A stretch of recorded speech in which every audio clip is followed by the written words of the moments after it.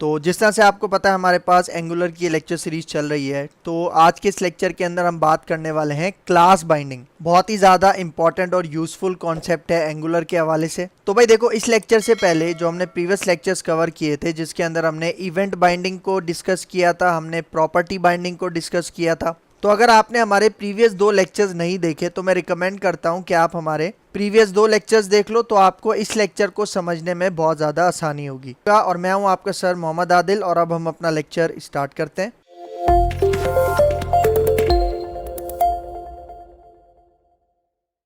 ठीक है, तो भाई यहाँ पे देखो, ये जो क्लास बाइंडिंग हमारा कॉन्सेप्ट है, ठीक है, इसके अंदर क्लास में किसे कह रहा हूं भाई? देखो, इसको आप हमारी कंपोनेंट की क्लास मत समझना, जिसके अंदर हम वेरिएबल्स मतलब प्रॉपर्टीज बनाते हैं, कंस्ट्रक्टर होता है, या जिस क्लास के ऑब्जेक्ट्स होते हैं, उस क्लास की बात नहीं कर रहे हैं हम। यहाँ पे इस क्लास की बात कर रहे हैं जो कि हमारी CSS हमें प्रोवाइड करती है। मतलब हम यहाँ पे CSS क्लासेस की बात कर रहे हैं, वो क्लासेस जो कि हम स्टाइलिंग के लिए यूज करते हैं अपने HTML एलिमेंट्स को। तो ये पॉइंट आपने याद रखना है हमारी इस क्लास बाइंडिंग के लेक्चर के अंदर। तो आप आगे आ जाओ। तो भाई यहाँ पे देखो, क्लास बाइंडिंग की डेफिनेशन क्या है, मतलब उसका कॉन्सेप्ट क्या है। यहाँ पे देखो, मैं आपको कुछ पॉइंट्स बता रहा हूँ।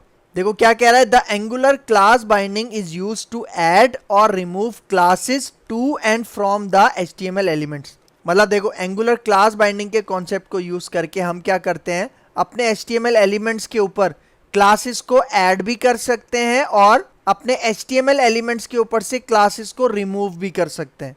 ठीक है, मतलब कंडीशनली हम क्या कर सकते हैं, अपनी HTML एलिमेंट्स के ऊपर से जो भी क्लासेस हैं उनको ऐड भी कर सकते हैं और रिमूव भी कर सकते हैं। तो ये कॉन्सेप्ट होता है किसका, क्लास बाइंडिंग का। फिर देखो दूसरा point, you can add CSS classes conditionally to an element. देखो वही बात आ रही है कि भाई हम अपने एलिमेंट के ऊपर जो CSS क्लासेस अप्लाई करेंगे वो कंडीशन बेस्ड क्लासेस हो सकती हैं। इसका मतलब मैं कह रहा हूं कि भाई अगर एक कंडीशन है, अगर वो कंडीशन ट्रू होती है तभी हमारे एलिमेंट के ऊपर CSS की एक क्लास अप्लाई होनी चाहिए, और अगर वो कंडीशन फॉल्स हो जाती है तो हमारे HTML एलिमेंट के ऊपर वो क्लास अप्लाई नहीं होनी चाहिए। ठीक है, तो मतलब इस तरह से हम क्या कर सकते हैं, अपने एलिमेंट के ऊपर कंडीशनली CSS क्लासेस का यूज कर सकते हैं। फिर आगे आ जाओ, Hence creating a dynamically styled element। Dynamically styled element का मतलब ऐसे एलिमेंट्स जिनके ऊपर जो CSS है वो डायनेमिक होती है। डायनेमिक मतलब चेंज होती रहती है रन टाइम के ऊपर। ठीक है, मतलब यूजर जब इंटरैक्ट करता है तो उसके हिसाब से हमारा जो एलिमेंट है उसका जो स्टाइल है वो डायनेमिकली चेंज होता रहता है। तो ये काम हम करते हैं क्लास बाइंडिंग के अंदर। ठीक है, फिर आगे आ जाओ।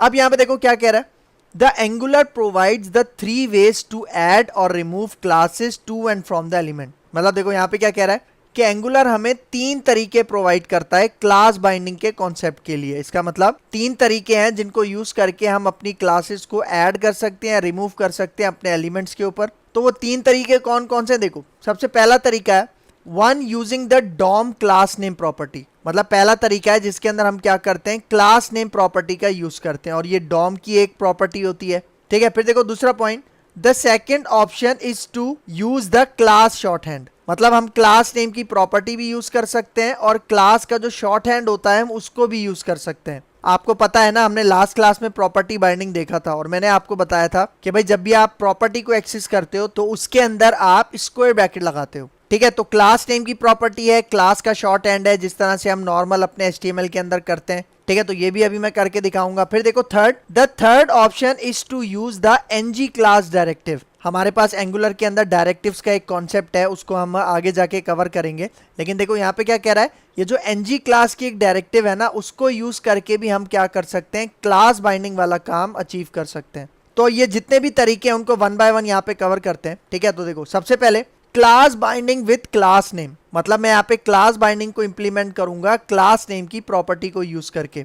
तो यहाँ पे देखो क्या कह रहा है, the class name is the property name of HTML element, hence we make use of property binding to assign the class name to any HTML element. मतलब देखो यहाँ पे क्या कह रहा है कि हम क्लास नेम को यूज कर सकते हैं जो कि एक प्रॉपर्टी नेम है किसका, हमारे किसी भी HTML एलिमेंट का। Hence we can use of property binding to assign the class name to any HTML element। मतलब यहाँ पे कह रहा है जो क्लास नेम है इसके साथ हम प्रॉपर्टी बाइंडिंग को यूज करके अपने HTML एलिमेंट के ऊपर क्या लगा सकते हैं, क्लास नेम लगा सकते हैं, मतलब क्लासेस लगा सकते हैं। ठीक है, तो यहाँ पे आ जाओ। देखो मैं अपने विजुअल स्टूडियो कोड के अंदर आ चुका हूँ और यहाँ पे देखो ये जो मेरा प्रोजेक्ट है कौन सा न्यू ऐप वाला, इसके अंदर देखो SRC के अंदर ऐप कंपोनेंट मौजूद है और ऐप कंपोनेंट के अंदर मैंने अपना एक कस्टम कंपोनेंट बनाया हुआ है इस लेक्चर के अंदर। ये मैंने पहले से बनाया हुआ है ताकि हमारा टाइम वेस्ट ना हो। और देखो इसका मैंने नाम क्या रखा है, क्लास बाइंडिंग। ठीक है, देखो नजर आ रहा है, मतलब ये मैंने अपना कस्टम कंपोनेंट बनाया है। तो अब इस कंपोनेंट को कॉल करते हैं कहाँ पे, यहाँ पे देखो हमारी जो app.component.html मतलब जो हमारा रूट कंपोनेंट है, इसके अंदर मैं अपना ये क्लास बाइंडिंग वाला कंपोनेंट कॉल करता हूँ। तो उसके लिए मैं क्या करूँगा, देखो ये जो क्लास बाइंडिंग की TS फाइल है इसके अंदर चलते हैं। तो यहाँ पे देखो ये है इसका सेलेक्टर app-class-binding। ठीक है, तो इसको कॉपी करते हैं और मैं आ जाता हूँ यहाँ पे app.component.html में और मैं यहाँ पे एक टैग बनाता हूँ। ठीक है, ये हमारा कस्टम टैग है जो कि कौन से कंपोनेंट को कॉल करेगा, यही जो क्लास बाइंडिंग वाला कंपोनेंट मैंने आपको यहाँ पे दिखाया। ठीक है, फिर आ जाओ इसको सेव करते हैं और अगर मैं इसका रिजल्ट आपको दिखाऊं ब्राउजर पे तो ये देखो क्या नजर आ रहा है आपको यहाँ पे, क्लास बाइंडिंग वर्क्स। और ये कहाँ से आ रहा है, ये इसी कंपोनेंट से आ रहा है जो कि मैंने अभी बनाया जिसका क्या नाम था, क्लास बाइंडिंग। और देखो इसके HTML के अंदर यहाँ पे देखो क्या लिखा हुआ है, क्लास बाइंडिंग वर्क्स। और यही हमें यहाँ पे ब्राउजर में नजर आ रहा है। ठीक है, तो भाई देखो नॉर्मली हम क्या करते थे, नॉर्मली हम किस तरह से क्लासेस को अप्लाई करते थे। भाई देखो ये जो आपको देखो यहाँ पे एक CSS फाइल नजर आ रही होगी क्लास बाइंडिंग कंपोनेंट के अंदर, तो इसके अंदर मैं कुछ क्लासेस बनाता हूँ। ठीक है, देखो इसके अंदर मैं क्लास बनाता हूँ, मैं क्लास बनाता हूँ और इसका नाम मैं यहाँ पे रखता हूँ माई कलर। ये क्लास आ गई CSS क्लास और इसके अंदर मैं इसका टेक्स्ट कलर यहाँ पे रख देता हूँ ऑरेंज। ठीक है, एक ये क्लास बना दी जिसका मैंने नाम क्या रखा, माई कलर। और आपको पता है कि क्लास के लिए हम सिंबल कौन सा यूज करते हैं, डॉट। फिर यहाँ पे आ जाओ, एक मैं दूसरा बनाता हूँ यहाँ पे और मैं इसको कहता हूँ माई राइटिंग।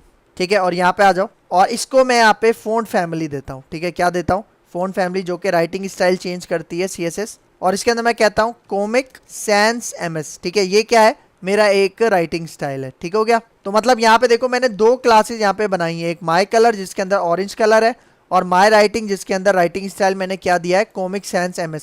तो अब देखो इन क्लासेस को मैं यहाँ पे यूज़ करता हूँ। ठीक है, तो आप यहाँ पे आ जाओ हमारे क्लास बाइंडिंग की जो HTML फाइल है और देखो ये जो पैराग्राफ है, ठीक है, इस पैराग्राफ को फॉर एग्जांपल मैं यहाँ से हटा देता हूँ और इसकी जगह मैं एक H2 का टैग यूज़ करता हूँ। और इस H2 के अंदर मैं अपने चैनल का नाम लिखता हूँ, कैपिटल लेटर्स में मैं अपने चैनल का नाम रख रहा हूँ यहाँ पे, और वो क्या है, लर्निंग नेवर एंड्स। ठीक है, तो अगर मैं यहाँ तक इसका रिजल्ट दिखाऊँ ब्राउजर पे तो ये देखो ये आपको नजर आ रहा है, लर्निंग नेवर एंड्स। तो अब मैं क्या करता हूँ, इसके ऊपर क्लासेस अप्लाई करता हूँ। भाई देखो नॉर्मली हम HTML के अंदर किस तरह से क्लास अप्लाई करते थे, देखो क्लास का एट्रीब्यूट यूज़ करते थे और जो हमारी पहली क्लास है जिसका क्या नाम है, माई कलर।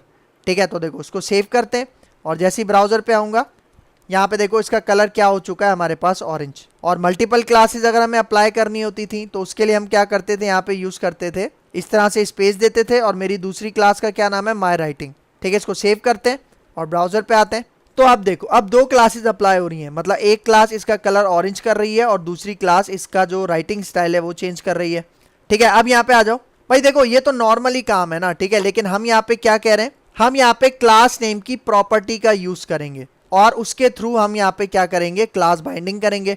ठीक है, तो यहाँ पे आ जाओ, मैं इस लाइन को यहाँ से कमेंट आउट करता हूँ। ठीक है, और इसी लाइन को नीचे पेस्ट करते हैं और अब देखो अब मैं यहाँ पे क्या करूँगा, देखो मैं इसको हटाता हूँ, मैं यहाँ पे प्रॉपर्टी यूज़ करूँगा। ठीक है, मतलब मैं क्लास बाइंडिंग कर रहा हूँ प्रॉपर्टी बाइंडिंग के थ्रू। और ये जो स्क्वायर ब्रैकेट है इसके अंदर मैं यहाँ पे क्लास नेम, ठीक है, ये प्रॉपर्टी पास कर दी और अब इसके अंदर मैं सिंगल कोट्स ओपन करूंगा। ठीक है, देखो ये सिंटेक्स का हिस्सा है, इसके अंदर मैं क्या करूंगा, सिंगल कोट ओपन करूंगा और सिंगल कोट के अंदर मैं अपनी पहली क्लास देता हूं, कौन सी, माई कलर। क्योंकि देखो अगर मैं ये सिंगल कोट हटा देता हूं, देखना, ठीक है, देखो ये दोनों सिंगल कोट हटा दिए तो देखो नीचे एरर आ रहा है, तो ये सिंटेक्स का हिस्सा है, आपने सिंगल कोट यहाँ पे लगाना है।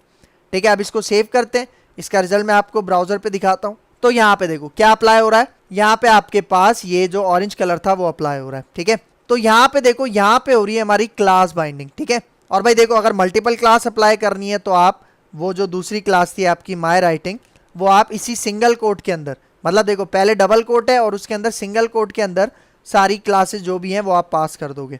तो इसको सेव करते हैं, ब्राउजर में आते हैं, तो ये देखो राइटिंग स्टाइल भी चेंज हो गया और इसका कलर भी क्या है, ऑरेंज। ठीक है, तो एक ये तरीका है, ये भी आप यूज कर सकते हो। फिर आगे आ जाओ, अब देखो HTML क्लास एट्रीब्यूट, मतलब आप यहाँ पे क्लास एट्रीब्यूट भी यूज कर सकते हो, जिस तरह से मैंने आपको पहले यहाँ पे यूज करके बताया। किस तरह से, ये जो मैंने आपको पहला करके बताया, इसके अंदर क्या हो रहा था, क्लास का एट्रीब्यूट यूज हो रहा है। HTML एट्रीब्यूट में और प्रॉपर्टी में ये डिफरेंस हमने प्रीवियस लेक्चर के अंदर कवर कर लिया है, जिसके अंदर हमने प्रॉपर्टी बाइंडिंग की बात की थी।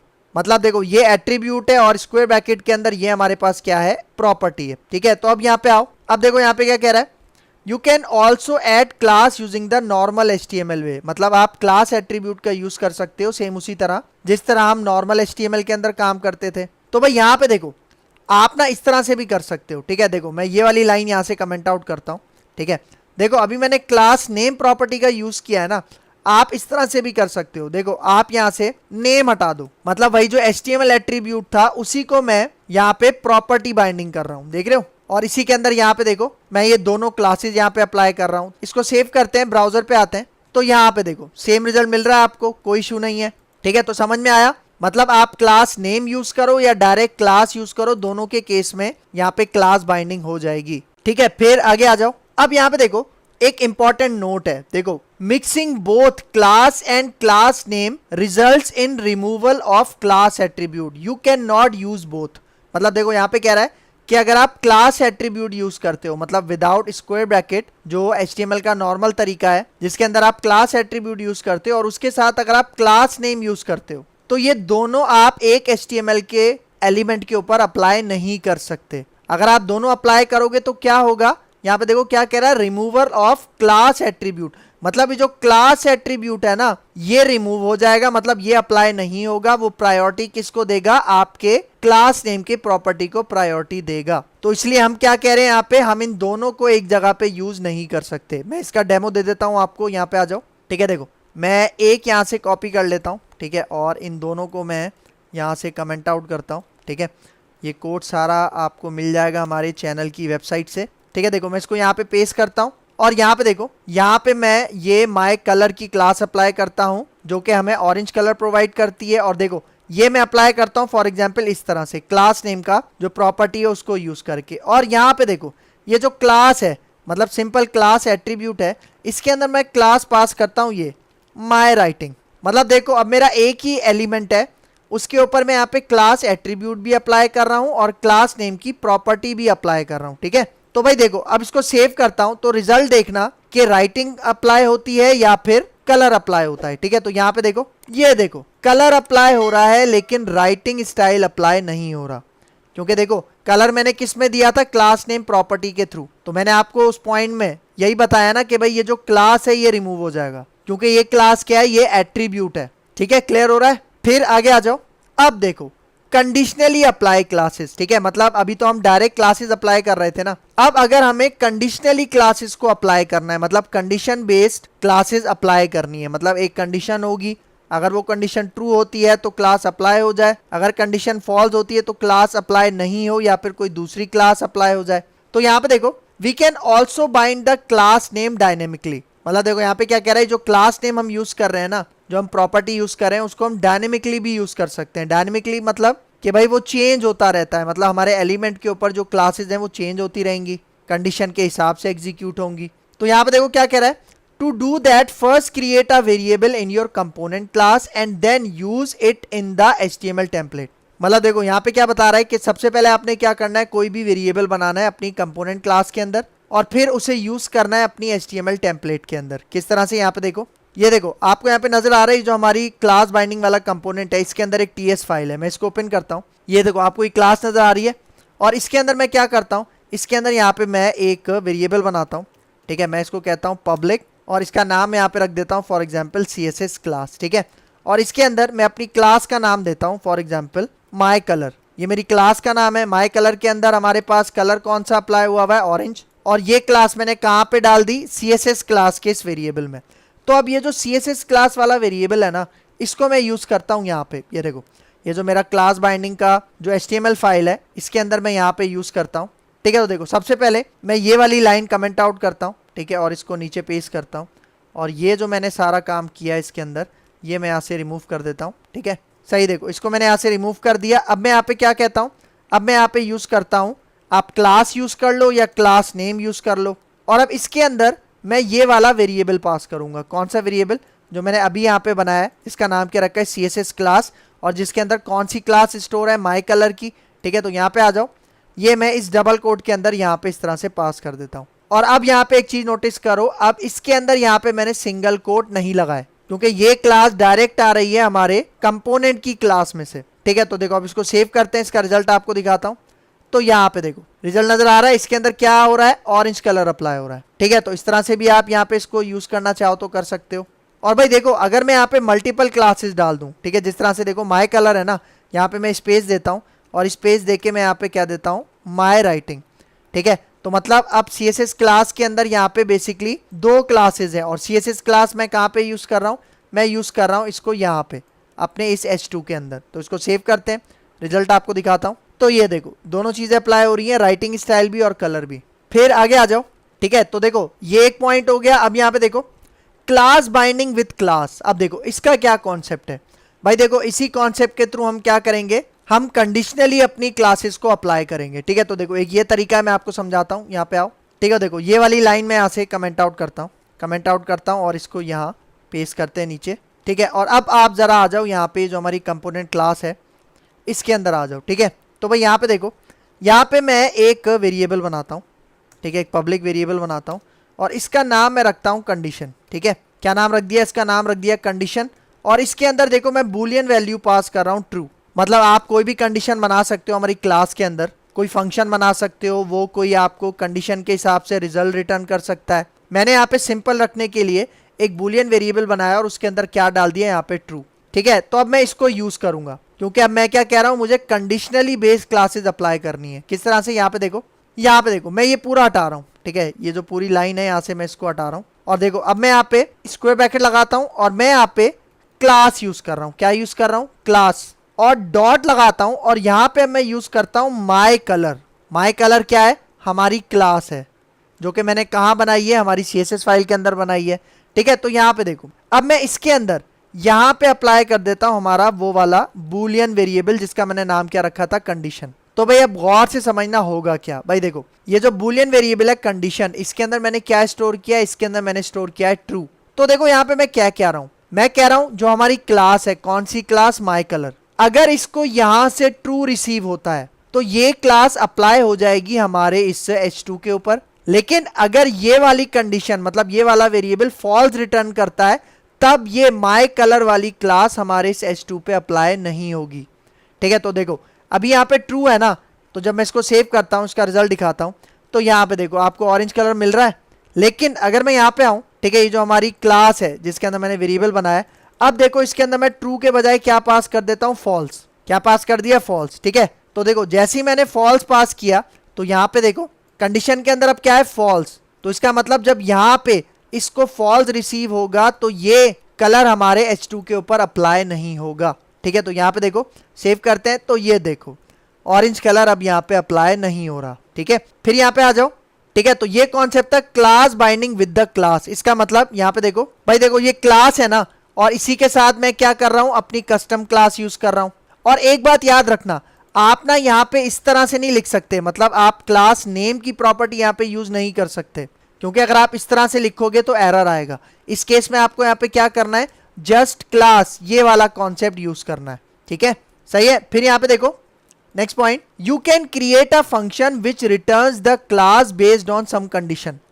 मतलब देखो यहाँ पे कह रहा है कि भाई आप कोई फंक्शन भी बना सकते हो और उस फंक्शन के अंदर हो सकता है कोई लॉजिक हो, कोई इफ की लॉजिक हो या कोई कंडीशन लगी हुई हो, और उस कंडीशन के हिसाब से कोई क्लास रिटर्न हो रही हो। किस तरह से, यहाँ पे देखो मैं आता हूँ अपनी क्लास के अंदर, ठीक है, और यहाँ पे मैं बनाता हूँ एक फंक्शन। ठीक है, एक अपना मेथड बना लेता हूँ यहाँ पे, और इसके अंदर मैं इस मेथड का नाम कहता हूँ फॉर एग्जाम्पल माई कॉल। ठीक है, क्या नाम रख दिया मैंने इस फंक्शन का, माई कॉल। ठीक है, देखो ये फंक्शन आ गया। और फॉर एग्जाम्पल देखो अभी मैं सिंपल समझाने के लिए मैं जस्ट रिटर्न करता हूँ। ठीक है, मैं यहाँ पे रिटर्न करता हूँ एक क्लास। ठीक है, और उस क्लास का क्या नाम है, माई कलर। मतलब ये फंक्शन क्या करेगा, माई कलर की क्लास क्या करेगा, रिटर्न करेगा। और यहाँ पे देखो इसको मैं यूज़ करता हूँ यहाँ पे इस तरह से। ठीक है, देखो इस लाइन को मैं कॉपी कर लेता हूँ, कमेंट कर लेता हूँ, नीचे पेस्ट करता हूँ, और यहाँ पे देखो, यहाँ पे अब मैं ये हटाता हूँ, और यहाँ पे देखो मैं ये वेरिएबल हटा रहा हूँ, और यहाँ पे मैं अपना ये फंक्शन कॉल कर रहा हूँ। ठीक है, जिस फंक्शन का मैंने नाम क्या रखा है, माई कॉल। तो ये फंक्शन क्या करेगा, ये फंक्शन हमें माई कलर वाली क्लास रिटर्न करेगा। यहाँ पे देख सकते हो आप, माई कलर वाली क्लास रिटर्न कर रहा है, और ये मैं कहाँ पे अप्लाई कर रहा हूँ, हमारे क्लास प्रॉपर्टी को। ठीक है, तो इसको जैसे ही सेव करता हूँ, रिजल्ट आपको दिखाता हूँ, तो ये देखो रिजल्ट क्या मिल रहा है हमें, ऑरेंज। ठीक है, समझ में आया। और आप यहाँ पे कोई कंडीशन भी लगा सकते हो। देख रहे हो, मैं यहाँ पे आता हूँ, देखो अभी तो मैंने सिंपल यहाँ पे रिटर्न किया ना। देखो फॉर एग्जाम्पल मैं अपनी मर्जी से कोई भी कंडीशन लगा देता हूँ। यहाँ पे देखो इफ कंडीशन लगा रहा हूँ और मैं कहता हूँ कि भाई मैं ऐसी कोई कंडीशन दे रहा हूँ रैंडम, ठीक है। मैं कह रहा हूँ अगर 10 बड़ा है 5 से तो क्या करो, तो रिटर्न करो ये वाली क्लास, वरना एल्स में, ठीक है। अगर ये कंडीशन फेल हो जाती है तो इस केस में क्या हो, तो इस केस में आप रिटर्न करो वो जो मैंने दूसरी क्लास बनाई है जिसका मैंने नाम क्या रखा था, माई राइटिंग। मतलब देखो अब जब ये फंक्शन चलेगा तो ये कंडीशन चेक होगी।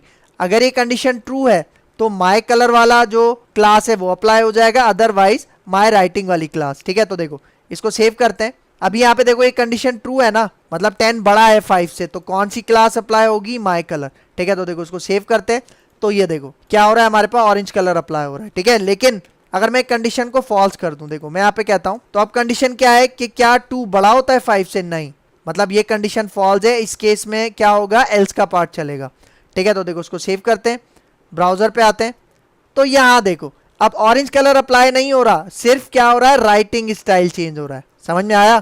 तो इस तरह से भी आप क्या कर सकते हो, कोई फंक्शन बनाओ, उसके अंदर कंडीशन लगा लो और उस कंडीशन के हिसाब से अपनी क्लासेस को यहाँ पे आप अपने HTML एलिमेंट के ऊपर लगा सकते हो, ठीक है। समझ में आया? ठीक है, फिर आगे आ जाओ, ठीक है। अब देखो लास्ट पॉइंट, अब देखो यहाँ पे क्या कह रहा है, we can use ternary operator to applying conditions. Ternary operator कौन से होते हैं, ये क्वेश्चन मार्क और कॉलन, ये 2 ऑपरेटर्स होते हैं जिसको हम टर्नरी ऑपरेटर कहते हैं। और टर्नरी ऑपरेटर को कंडीशनल ऑपरेटर्स भी कहा जाता है। ये जावास्क्रिप्ट का कॉन्सेप्ट है, ठीक है। तो भाई देखो अब मैं टर्नरी ऑपरेटर्स के थ्रू कंडीशन अप्लाई करता हूँ। किस तरह से, यहाँ पे देखो मैं ये वाला जो मेथड है इसको ऐसे ही रहने देता हूँ। तो ये वाली जो लाइन है इसको मैं यहाँ से कॉपी करता हूँ और इसको मैं यहाँ से कमेंट भी कर देता हूँ, ठीक है। यहाँ पे आते हैं, नीचे मैं इसको पेस्ट करता हूँ। अब यहाँ पे देखो, अब यहाँ पे मैं क्या करता हूँ, जरा गौर से देखना भाई। यहाँ पे देखो मैंने एक कंडीशन नाम से वेरिएबल बनाया था, देख रहे हो, और इस कंडीशन के अंदर क्या है, अभी फॉल्स स्टोर है।